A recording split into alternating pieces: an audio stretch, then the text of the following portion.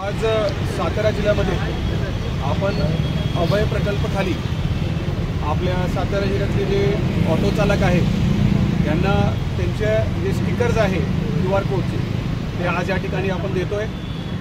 आज त्यांच्या ऑटो रिक्षावर हे सगळे स्टिकर्स आपण लावून त्यांना इथून आपण मार्गस्थ करतो।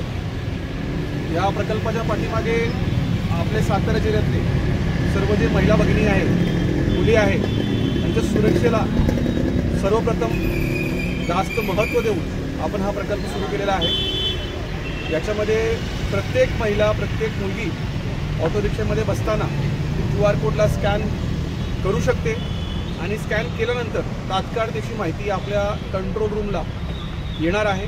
112ला आपण हा संपूर्ण प्रकल्प आहे त्याला इंटिग्रेट केलेला आहे। त्यामुळे SOS आल्यावर तात्काळ नजीकच्या पोलीस स्टेशनच्या ज्या गाड्या आहेत त्या ठिकाणी जाऊन त्या महिलेला मदत देणार आहे आणि त्याच्या सुरक्षेमध्ये एक मोठा पाऊल आपण या ठिकाणी उचलले। उपक्रम SP साहेबांच्या मार्गदर्शनाखाली जो राबवलेला आहे तो अत्यंत खूप चांगला आहे।